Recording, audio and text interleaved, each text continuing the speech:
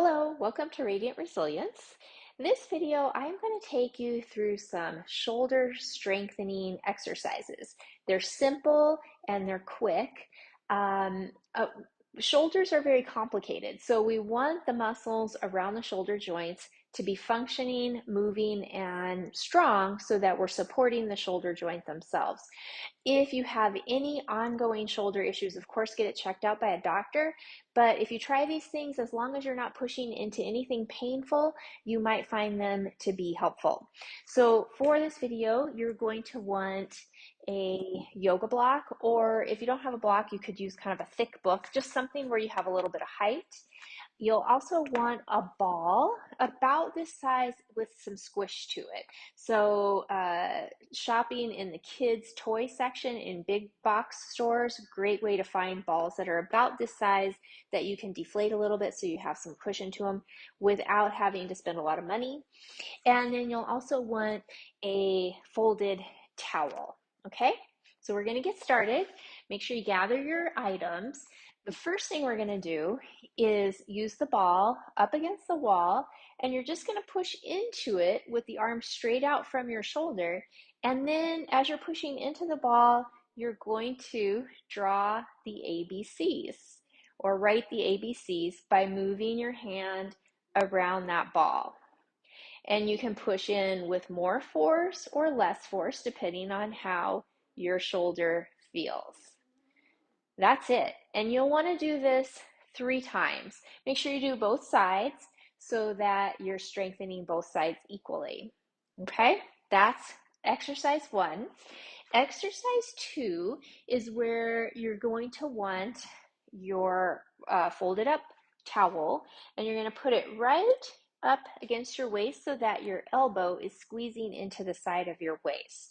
So what we're going to be doing on this one is activating the back part of the shoulder, and oftentimes this area is under firing and other muscles have to compensate and do more work to make up for the lack of that part of the shoulder working. So you're going to bring your forearm straight out so it's parallel to the floor and come up against the wall about an inch away from the wall. So you're not going to touch the wall with your arm, you're going to be really close. And then you're just going to open the arm just a little bit so that the backs of your fingers are pushing into the wall. And you'll feel the back of the shoulder engage, and you'll hold it for about 5 seconds, and then you'll release.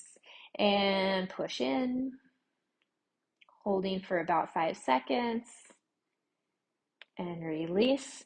We're going to do it 5 times. Push out, hold, make sure you're breathing, make sure you're not pushing into any sort of pain point. Release. 2 more. Push out, release. Last one. Push out, release. So now we're going to do the same exact thing but a slightly different angle. So you're going to turn in about halfway. So you're about halfway from pointing straight ahead and halfway in between pointing straight to the wall. So you're going to turn about 45 degrees, and then the same thing. You'll push out, hold for about 5 seconds, and release.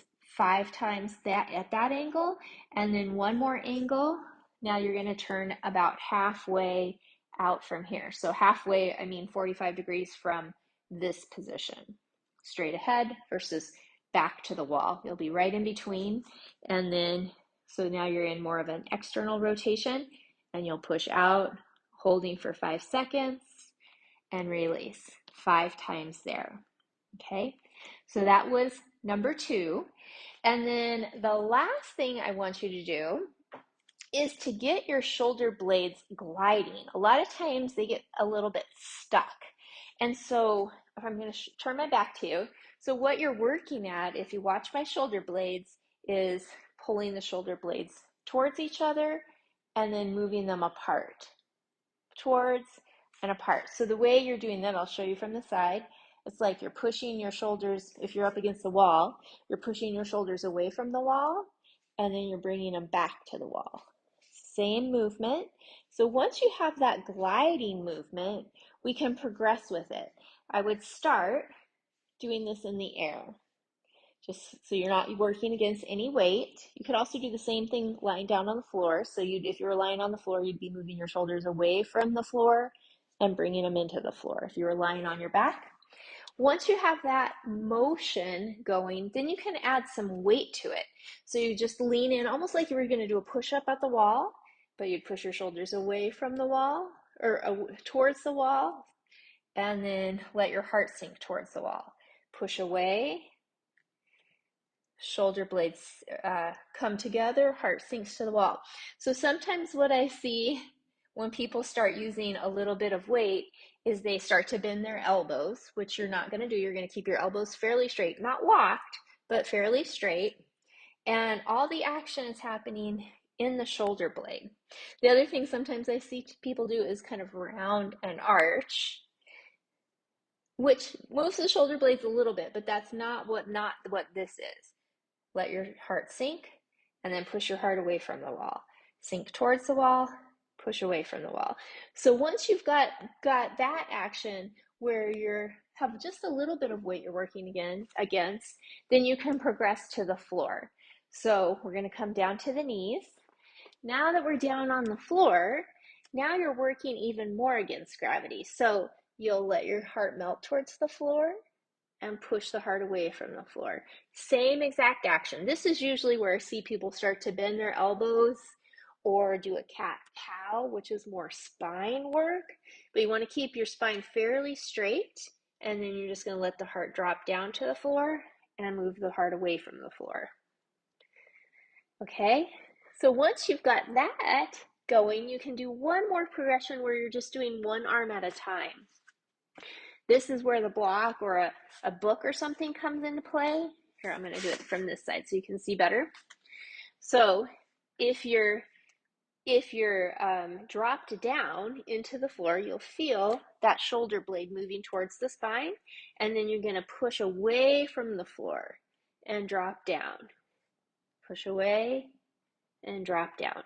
So by isolating just one arm at a time, it has to work harder because when you're doing both arms at the time, your weight is more distributed. Okay, and then I'll do it from this side. Push away, push in. So resist the urge to just move this shoulder like you're doing a twist, because then your supporting shoulder isn't really doing any work. So you want to keep your heart pretty neutral. Push away from the floor, drop into the floor. Push away, drop in. Push away, drop in. All right, and that is it. Those are 3 exercises you can try to strengthen the muscles that support your shoulders. Let me know how that was for you, if you found it helpful. If any questions come up, make sure to hit the like button and leave any comments down below. Also, let me know if you have suggestions for future videos, and don't forget to subscribe if you want to be notified when I drop new videos. Thanks. I'll see you soon. Bye.